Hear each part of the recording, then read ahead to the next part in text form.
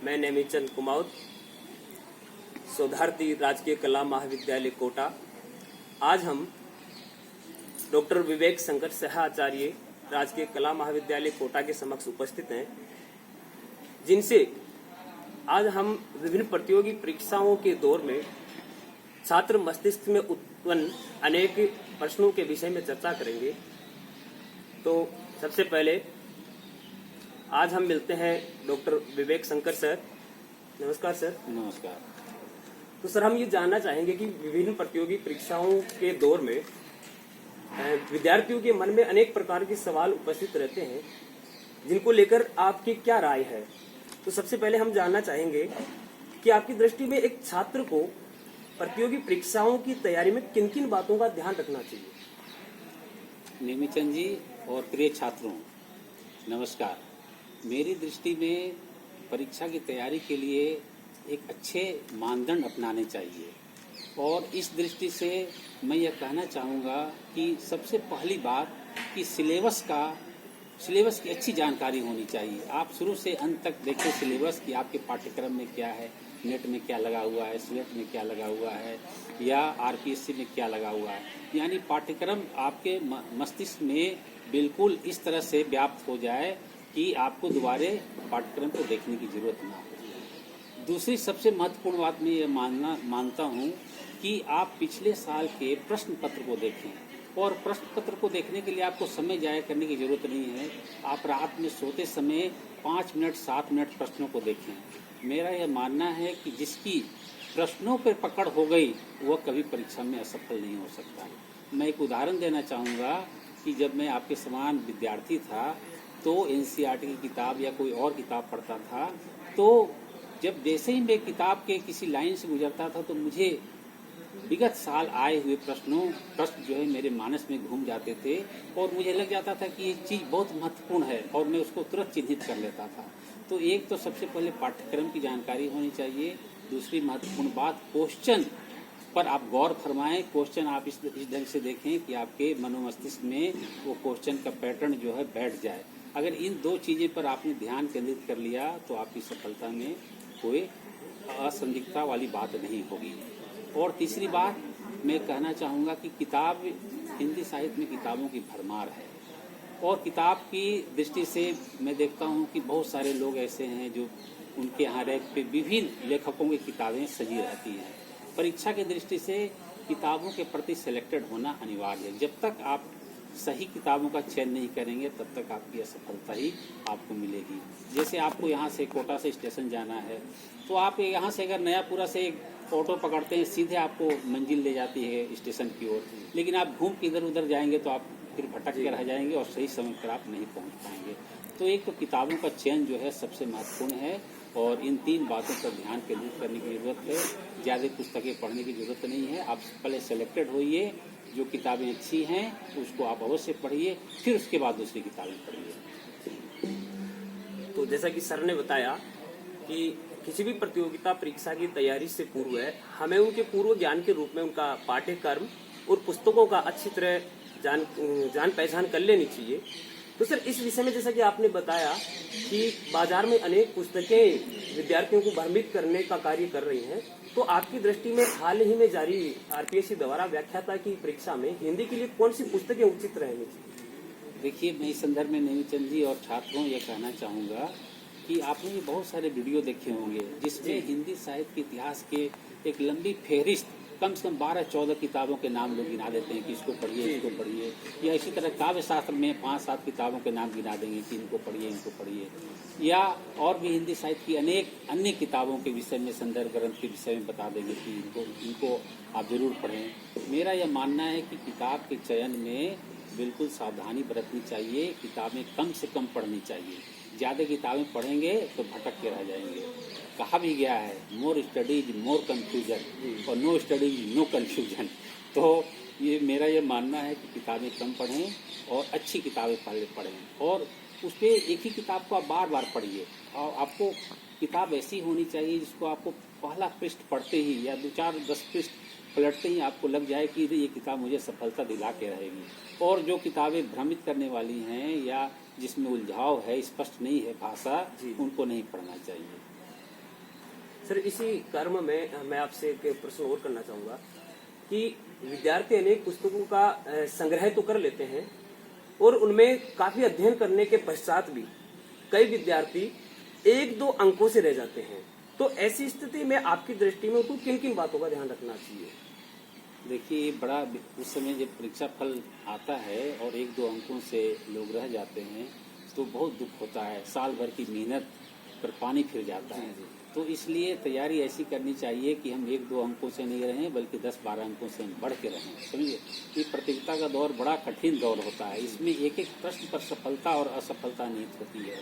तो कुछ अंकों से जैसे रह जाते हैं तो आप में मैंने शुरू में ही बताया कि जिसको प्रश्नों पे पकड़ हो गई वो लड़का कभी 1-2 अंक से नहीं रह सकता है।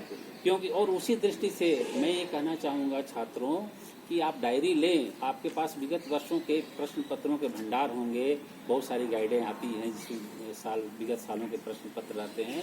आप डायरी में नोट करें, 1 साल के क्वेश्चन पर एक्सरसाइज करें कि पहला क्वेश्चन किससे संबंधित था, दूसरा क्वेश्चन किससे संबंधित था, तीसरा क्वेश्चन किससे संबंधित था।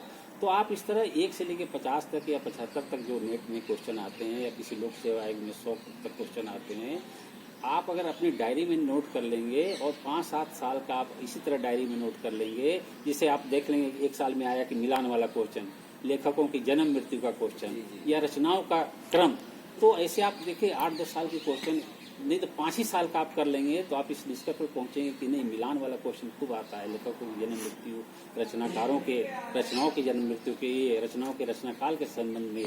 तो ये सब चीज़ें अगर छोटी छोटी चीज़ों को आप चिन्हित कर लेंगे और उस पर ध्यान केंद्रित करेंगे तो कभी आप 1-2 अंक से नहीं रहेंगे। और कुछ चीज़ें तो आपको ऐसे उसको याद कर लेना चाहिए लाइन बाय लाइन कि उससे जैसे मान लीजिए कि छायावाद एक चैप्टर है, छायावाद से क्वेश्चन आना ही आना है।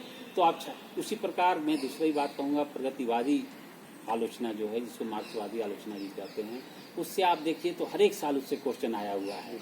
आप तीसरी जो सबसे महत्वपूर्ण बात मैं ये कहना चाहूँगा कि कवियों या लेखकों की जन्म मृत्यु जो मेरी गद्य साहित्य की किताब में अंतिम में दिया हुआ है, आप उसमें 10-12 पन्ने हैं, हर एक लेखकों के जन्म मृत्यु से की सूचना दी गई है।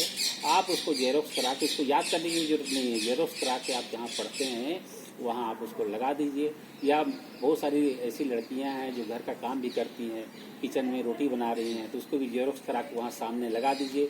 और आप मन में ठानिए कि आज मेरे अ से जो लेखक आ रहे हैं, अवर्ण से, उसको हम देखें। या सबसे इसका दूसरा ये है कि सफलता प्राप्त करने का ये है कि सबसे पहले मुख्य कवियों को देख लें, फिर गौण कवियों की ओर आप जाएं। तो इस तरह जब तक आप कुछ चीज़ों को अपने खुद चयन नहीं करेंगे तब तक 1-2 अंकों से आप छड़ते रहेंगे। तो सबसे पहले आप क्वेश्चन जो हैं लास्ट ईयर के उस पर गौर फरमाएं, बहुत अच्छी तरह से उस पर एक्सरसाइज करें और डायरी में नोट करें और उसके अनुसार आप खुद छाट लेंगे कि हाँ देखिए इस साल इससे आया, इस साल इससे आया है। उसी संग्रह भी बनता जाएगा। हाँ, संग्रह बनता जाएगा। उसी तरह जैसे काव्य शास्त्र में है तो काव्य शास्त्र में जितने भी, जैसे मेरी काव्य शास्त्र की किताब में है, आरंभ में ही हमने कम से कम जितने भी भारतीय और पाश्चात्य काव्य शास्त्री हुए सबके विषय में अच्छी जानकारी दे दी है और उनकी जो पंक्तियां हैं उससे संबंधित जानकारी दे दी गई है। तो आपको जो सफलता मिलती है वो आपके श्रम पर मिलती है। आप खुद पहले उस पर एक्सरसाइज करें, तदनुसार आप तैयारी करें और निश्चित मैं कहता हूँ कभी आपको असफलता नहीं मिलेगी। जैसा कि सर ने बताया कि कुछ विद्यार्थी 1-2 अंकों से कठिन परिश्रम के पश्चात भी असफलता उनके हाथ लगती है।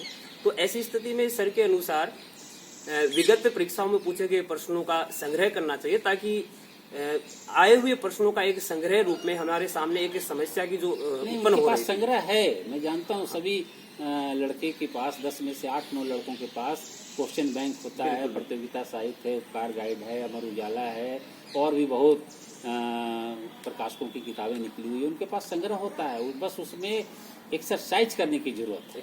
हाँ, एक्सरसाइज करने की। पहला क्वेश्चन जो आया था कैसे आया था, मान लीजिए दूसरा क्वेश्चन पात्रों से संबंधित है तो उपन्यास के पात्र कौन सा आया है, तो उसी तरह आप इस तरह सेलेक्टेड होइएगा ना उपन्यास के पात्रों के विषय में या नाटक के पात्रों के विषय में या नाटक के गीतों के विषय में।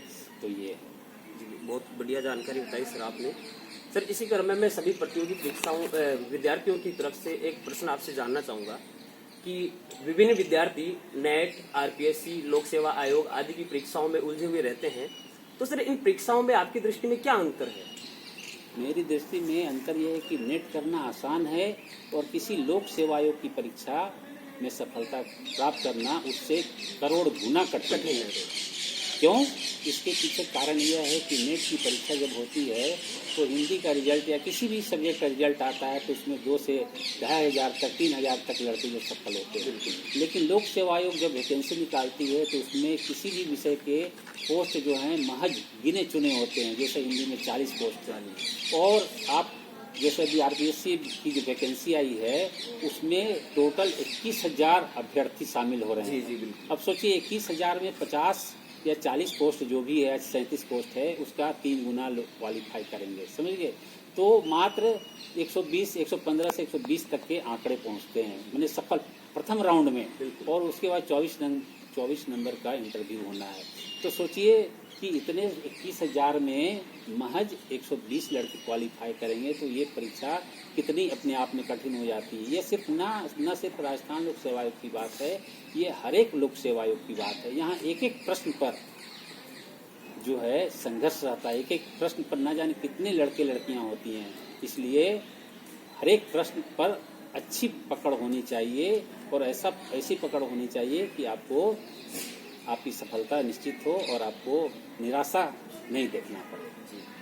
सर, इसी क्रम में थोड़ा सा नेट और आरपीएससी के विषय में हम चर्चा कर रहे थे। तो आरपीएससी ने अपने पाठ्यक्रम में जिन पाठ्य पुस्तकों को लगाया है उनकी दृष्टि में आपका क्या कहना है? आरपीएससी ने अंतिम में एक बहुत बड़ी, मैं एकदम स्पष्ट रूप से कहना चाहूँगा कि आरपीएससी की ओर से बहुत ब्लंडर मिस्टेक हुआ, भूल हुई। हाँ सर, जिसको लेकर काफी विद्यार्थियों को परेशानियां भी हालांकि आरपीएससी ने एक अच्छा कदम उठाया, तुरंत उसने संशोधन किया, लेकिन डेट अनाउंस करने के बाद आरपीएससी को सिलेबस में तब्दीली नहीं करनी चाहिए। बहुत सारे हमारे गरीब छात्र हैं जो किताब नहीं खरीद सकते, वो पिछले साल की किताबें पढ़ रहे थे। तो आरपीएससी को चाहिए था कि जैसे ही उन्होंने एडवर्टीजमेंट किया था और परीक्षा डेट के डेट के पहले वो सिलेबस शुरू में ही निकाल देते तो बच्चे बहुत सारे, अभी मैंने देखा बहुत सारे लड़के किताब खरीद लिए हैं, बहुत पहले से तैयारी किए करते रहते हैं। तो उन्होंने और फिर नई किताब पढ़ना, उसमें भी खासकर देखिए मेरी तिब्बत यात्रा 167 पेज की किताब है, या महाभोज वो भी 160 पेज की किताब है। अब इतने कम समय में इन किताबों को, और बहुत सारे कवियों की रचनाएं लगी हुई हैं, उसमें कुछ नए भी लगे हैं। तो उस कहानी की तो चलो कोई बात नहीं, उसमें 8 पेज की एक कहानी है आलम शाह खान की या विजय दान देथा की, तो चलो कोई बात नहीं, 8 पेज पढ़ना या 16 पेज पढ़ना या 20 पेज पढ़ना बहुत आसान है, कोई दिक्कत। लेकिन इतने लंबे लंबे उपन्यास को रखना और कम समय देना वास्तविक में छात्रों के साथ ज्यादती है। छात्रों को कम से कम समय 5-6 महीने को मिलना चाहिए ताकि परीक्षा अच्छे ढंग से हो सके, उनकी तैयारी अच्छे ढंग से हो सके और वो सफल हो सके। अभी तो ये स्थिति आपाधापी मची हुई है कि क्या पढ़ें क्या नहीं पढ़ें, इतना कम समय। मेरे समक्ष भी बहुत सारी बातें, बहुत सारे लड़के फोन करते हैं कि सर क्या करें क्या ना करें। तो